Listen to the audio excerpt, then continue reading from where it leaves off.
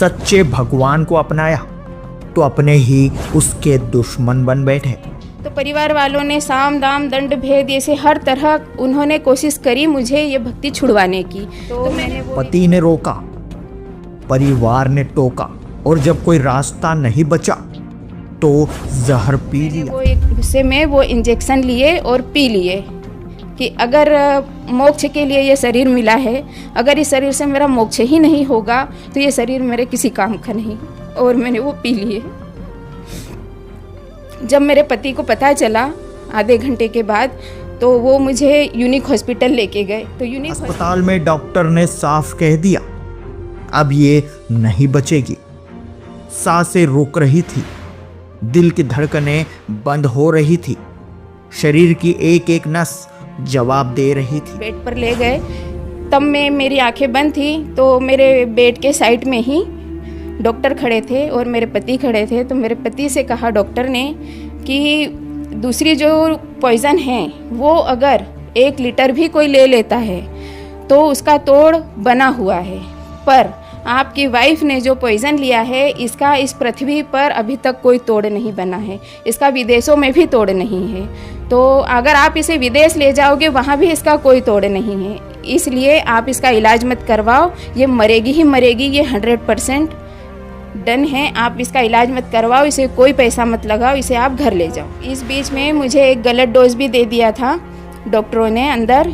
तो वो वहाँ पर जो काम करने वाले थे, सिस्टर थी, नर्स थे, वो सब घबरा रहे थे।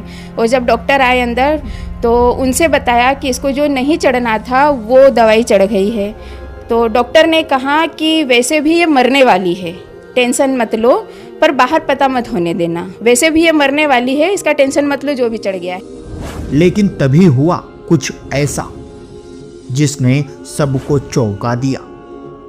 संत रामपाल जी महाराज ने कहा अब मैं खुद अपनी बेटी के पास जा रहा हूं, और ज्योति पटेल जो मर रही थी वो फिर से जिंदा हो गई। संत रामपाल जी महाराज ने कहा कि काल ने जो करना था वो कर चुका, अब बेटी के पास मैं खुद जाता हूँ, आधे घंटे के बाद तुम हॉस्पिटल में फ़ोन लगाकर पूछ लेना। तब डॉक्टरों ने कहा कि ये चौथाम हॉस्पिटल बना है तब से अभी तक का ये पहला केस है जो ये पॉइजन वाला ठीक हुआ है। ये कोई कहानी नहीं है, ये हकीकत है, ज्योति पटेल की हकीकत। तो आइए जानते हैं इंदौर मध्य प्रदेश की रहने वाली ज्योति पटेल की पूरी कहानी, उन्हीं की जुबानी। नमस्कार जी। नमस्कार सर जी। क्या नाम है जी आपका? ज्योति पटेल। कहाँ से आए हैं? मैं इंदौर MP से आई हूँ। बहन जी, संत रामपाल जी महाराज से आपने नाम दीक्षा कब ली? मैंने संत रामपाल जी महाराज जी से नाम दीक्षा 24 नवंबर 2011 को ली है। संत रामपाल जी महाराज से नाम दीक्षा लेने से पहले क्या आप कोई भक्ति साधना भी करते थे? जी सर जी, मैं इसके पहले शादी से पहले ही मैं सभी गुरुओं के सत्संगों में जाया करती थी। वैसे पूजा पर तो मुझे विश्वास नहीं था जो कंकु चावल से करते हैं, मुझे ये पता था कि गुरु गोविंद दो खड़े काके लागू पाएँ, बलिहारी गुरु आपने जिन गोविंदिया मिलाए। तो कृष्ण जी मेरे इष्ट थे, तो इस कारण से वो गोविंद मेरे दिमाग में रहते थे, इस कारण से मैं गुरु की तलाश में रहती थी। और हमारे घर के पीछे सिंधी कॉलोनी थी, वहाँ धन निराकारिका जी का सत्संग होता था, बाबा हरदेव सिंह जी का, तो मैं उसमें भी जाती थी। राधा स्वामी के सत्संगों में भी जाती थी, ब्रह्म कुमारी के सत्संगों में भी जाती थी, और आर्य समाजियों के सत्संग में भी जाती थी।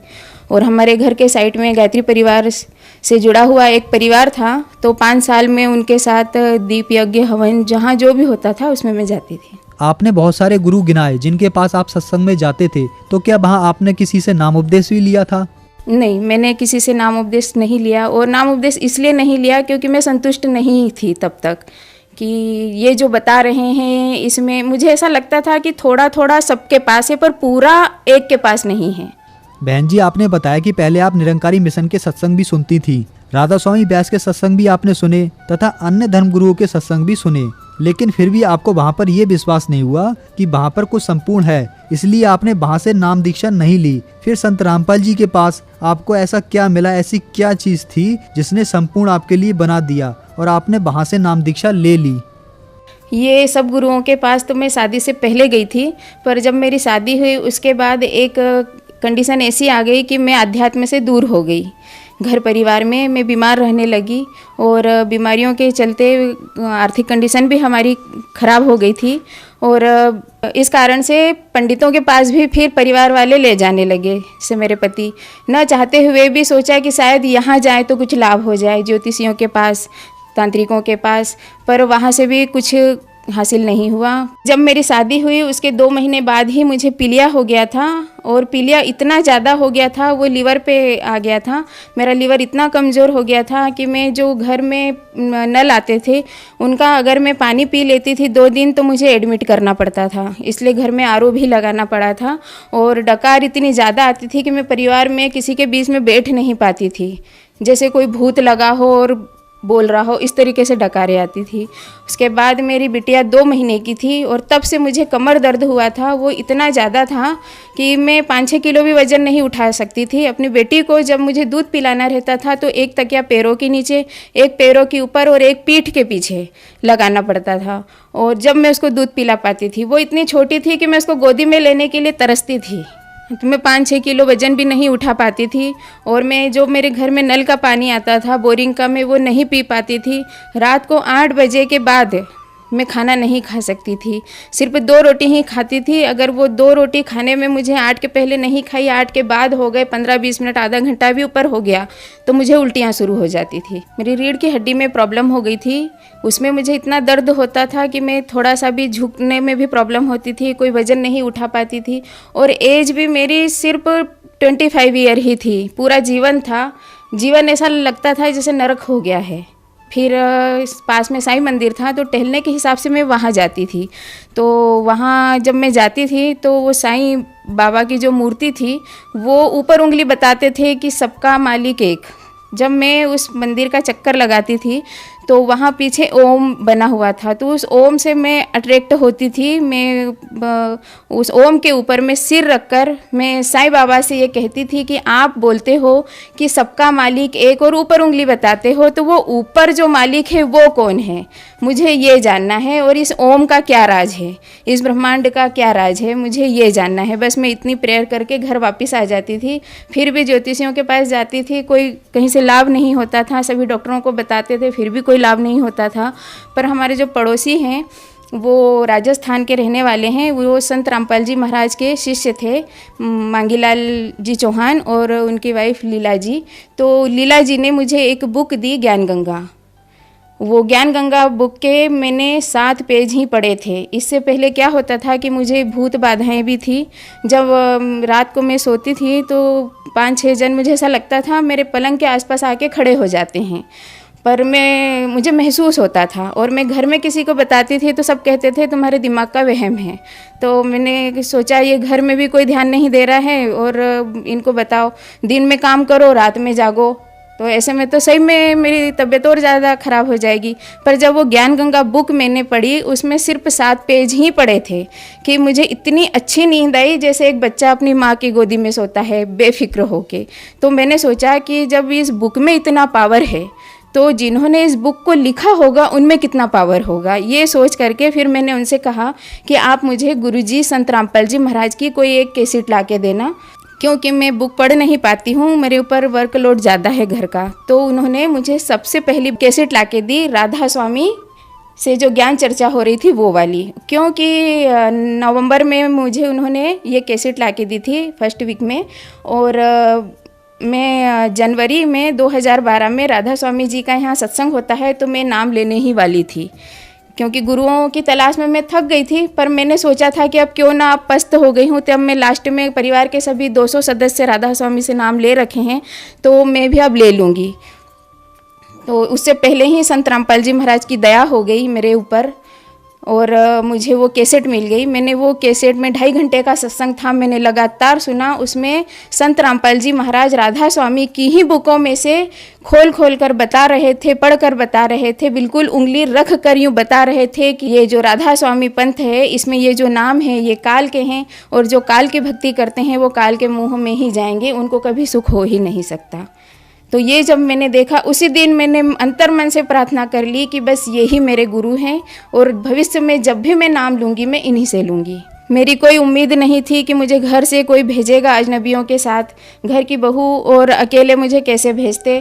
पर परमात्मा जी की दया से मेरी कुछ सहेलियां तैयार हुई, उसमें से एक मेरी रिश्ते में ननंद भी लगती है और बहुत एज में बड़ी थी, तो उनके ऊपर भी दया हुई। फिर ऐसे मेरे परिवार वाले राजी हो गए और उनके साथ मुझे 15 दिन के बाद ही आश्रम भेज दिया, सतलोक आश्रम बरवाला। पर जब मैं गई तो मैंने सोचा एक बार मैं घूम कर आऊँगी, फिर उसके बाद दोबारा जाऊँगी, तब नाम लूँगी। पर जब मैं आश्रम में मैंने एंट्री ली तब मुझे ऐसा लगा कि अगर कल को ये मेरी श्वासें ही नहीं रही तो मैं दोबारा कैसे आऊँगी, क्यों ना आई हूँ तो मैं अभी नाम ले लूँ। तो बस मैं गई और दूसरे दिन मैंने संत रामपाल जी महाराज जी से नाम ले लिया। बहन जी, आपने बताया कि आपका जीवन नर्क जैसा हो गया था। उसके बाद आपने जब संत रामपाल जी महाराज से नाम दीक्षा ली तो क्या आपको कोई लाभ भी प्राप्त हुए? क्या आपकी लाइफ में कोई चेंज आए? जब संत रामपाल जी महाराज जी से मैंने नाम लिया और जब मैं आश्रम से वापस रिटर्न घर आई तो मेरी बेटी जो 15-16 किलो की थी उसको मैंने खुद अपनी गोदी में लिया, बैग अपना उठाया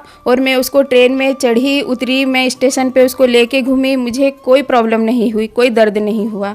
और जब मैं घर आई तो जो हौदी रहती है जिसमें पीने का पानी आता है वो मैं नहीं भर पाती थी, पर उस दिन मैंने वो 15 लीटर की कैन अपने हाथों से उठाई, पर मुझे कोई दर्द नहीं हुआ उस दिन। और फिर मैं कपड़े धोए थे तो वो लेकर मैं छत पे गई। संत रामपाल जी महाराज जी से नाम लेने से पहले मैं 15 दिन तक छत पर नहीं जाती थी। मैं 15 दिन में एक बार कपड़े इसलिए धोती थी कि एक ही दिन मुझे दर्द सहन करना पड़ेगा। पर संत रामपाल जी महाराज जी से नाम लेने के बाद जब मैं वो कपड़े में ऊपर लेके गई मुझे कोई दर्द नहीं हुआ। संत रामपाल जी महाराज की दया से मुझे वो आरोग्य का पानी भी नहीं पीना पड़ा। अपने घर में जो बोरिंग का पानी था वो मुझे सूट कर गया, मुझे कोई प्रॉब्लम नहीं हुई। और जब मैं वापस आई तो मेरा थोड़ा विरोध भी हुआ घर में कि अकेले नहीं जाना है, तो परिवार वालों ने साम दाम दंड भेद ऐसे हर तरह उन्होंने कोशिश करी मुझे ये भक्ति छुड़वाने की। तो मैंने उनसे कहा, जब मैं आपको अपनी प्रॉब्लम बताती थी तो आप कहते थे कि तुम्हारे दिमाग का वहम है, पर अब ये प्रॉब्लम का सॉल्व जब मैंने खुद ने खोज लिया है तो आप मेरा विरोध क्यों करते हो? मुझे जाने दिया करो। पहले भी तो आप डॉक्टरों के पास लेके जाते थे, वहाँ भी खर्चा लगता था। तो मैं मेरे पति से कहती थी कि आप खुद चलिए मेरे साथ संत रामपाल जी महाराज के आश्रम में, आप देखिए, पर वो नहीं माने और उन्होंने मुझे भी मना कर दिया नहीं जाना है। तो उन्होंने एक ऑप्शन मेरे सामने रखा, मेरे पति ने ऑप्शन रखा कि या तो गुरुजी को छोड़ दो तुम्हारे संत रामपाल जी महाराज को, या हमें छोड़ दो।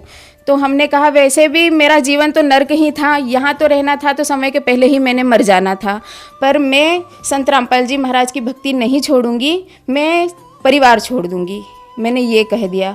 तो उन्हें लगा कि ये नहीं मानेगी, तो उन्होंने और दूसरे तरीके अपनाए जिससे मैं भक्ति छोड़ दूं। तो उन्होंने एक बार ऐसा कह दिया कि आप ट्रेन में जाती हो तो और जेंट्स भी जाते हैं पूरी ट्रेन में, कोई ऐसा साधन हो जिसमें सिर्फ लेडीज़ ही जाएं। तो मैंने सोचा कि ये तो मुझे ऐसा अभी तक कोई साधन नहीं बना है जिसमें सिर्फ लेडीज़ ही जाए। ट्रेन में तो सभी जाते हैं, उनको हम किसी को मना नहीं कर सकते, बस में भी सभी जाते हैं जेंट्स लेडीज़, अब मैं क्या करूं, ये मेरी भक्ति छुड़वा के ही रहेंगे। तो मैंने, और उससे पहले मेरा नाम भी खंड हो गया था, काल भगवान का अटैक उस टाइम पर मेरे ऊपर हुआ और गेहूं में कीड़े हो गए थे। तो मेरे पति 2 दिन पहले ही सल्फास के इंजेक्शन लेकर आए थे 4। जो भगत हैं, जो भक्ति करते हैं, उनको गुस्सा नहीं करना चाहिए। ये गलती हुई है मुझसे, मैं गुरुजी से माफ़ी चाहती हूँ, संत रामपाल जी महाराज जी से, पर मेरा नाम खंड होने की वजह से ये हुआ था मेरे साथ।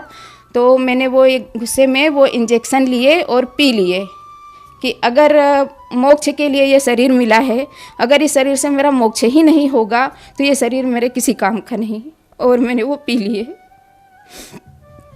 जब मेरे पति को पता चला आधे घंटे के बाद, तो वो मुझे यूनिक हॉस्पिटल लेके गए। तो यूनिक हॉस्पिटल में, वो इंदौर में ही है, दशहरा मैदान के सामने, तो जो वहाँ डॉक्टर थे उन्होंने कहा इसने जो लिया है वो सैंपल भी आप ले आइए। तो मेरे पति घर से वो सैंपल लेके आए। जब तक यूनिक हॉस्पिटल के डॉक्टरों ने मुझे चौथराम रेफ़र कर दिया था कि इसका इलाज यहाँ नहीं है, इसे चौथराम हॉस्पिटल ले जाओ। तो जब मुझे चौथराम हॉस्पिटल लेकर गए, उस टाइम तक मेरी शरीर की एनर्जी पूरी ख़त्म हो चुकी थी, आंखों के सामने अंधेरा छा गया था, पर मेरी जो चेतना थी वो ठीक थी। मैं सबको सुन रही थी वो क्या बातें कर रहे हैं क्या। जब मुझे चोइथराम हॉस्पिटल के आईसीयू बेड पर ले गए तब मेरी आंखें बंद थी, तो मेरे बेड के साइड में ही डॉक्टर खड़े थे और मेरे पति खड़े थे। तो मेरे पति से कहा डॉक्टर ने कि दूसरी जो पॉइज़न है वो अगर 1 लीटर भी कोई ले लेता है तो उसका तोड़ बना हुआ है, पर आपकी वाइफ ने जो पॉइज़न लिया है इसका इस पृथ्वी पर अभी तक कोई तोड़ नहीं बना है, इसका विदेशों में भी तोड़ नहीं है। तो अगर आप इसे विदेश ले जाओगे वहाँ भी इसका कोई तोड़ नहीं है, इसलिए आप इसका इलाज मत करवाओ, ये मरेगी ही मरेगी, ये 100% डन है। आप इसका इलाज मत करवाओ, इसे कोई पैसा मत लगाओ, इसे आप घर ले जाओ। तो मेरे पति ने कहा कि वो जितनी देर जी रही है इतनी देर तो उसका इलाज कर दो, ये कहा। तो फिर डॉक्टरों ने मेरा इलाज शुरू किया। इस बीच में संत रामपाल जी महाराज के पास प्रार्थना लगाई थी कुछ भगत भाइयों ने कि इंदौर से एक माई है, ऐसा हो गया है, उनके साथ पॉइज़न ले लिया है। तो तब कबीर साहब का परमात्मा जी का प्रकट दिवस था। तब संत रामपाल जी महाराज ने प्रार्थना का जवाब दिया कि बेटी को कुछ नहीं होगा, पर जो सतनामी हैं वो उसके पास रहें, जिनको सतनाम मिला हुआ है। तो सतनाम में इतना पावर है कि काल उसके पास नहीं जाएगा। तो जो भगत थे वो बारी बारी से चोइथराम हॉस्पिटल में आते थे, वो बैठकर सुमरन करते थे। तब फिर वापस गुरु संत रामपाल जी महाराज के पास प्रार्थना लगाई कि आईसीयू में हमें नहीं जाने देते। तो संत रामपाल जी महाराज का जवाब आया कि आप हॉस्पिटल के गेट पर बैठकर कर लो। तो जब कोई सतनामीवान नहीं रहता था तो मुझे आईसीयू में अंदर पता चल जाता था, क्योंकि अगर सब बिजी हैं, सबके छोटे छोटे बच्चे हैं, बारी बारी से रहते थे, किसी को अचानक काम आ जाए वो चले जाते थे। तो अंदर क्या होता था मेरे साथ कि मेरी छाती के ऊपर कोई आकर बैठ जाता था, तो मेरी घबरा कर नींद खुलती थी। फिर वहाँ जो गार्ड होता था मैं उसको बोलती थी कि 16 नंबर से किसी को बुला दो। तो मेरे पति अंदर आते थे, फिर मैं उनसे कहती थी कि मुझे लगता है बाहर कोई भी भगत नहीं है संत रामपाल जी महाराज का। तो वो बोलते थे हाँ वो थोड़े काम से बाहर गए हैं। तो फिर वो तुरंत फ़ोन करके उनको बुलाते थे। और इस बीच में मुझे एक गलत डोज भी दे दिया था डॉक्टरों ने अंदर। तो वो वहाँ पर जो काम करने वाले थे, सिस्टर थी, नर्स थे, वो सब घबरा रहे थे।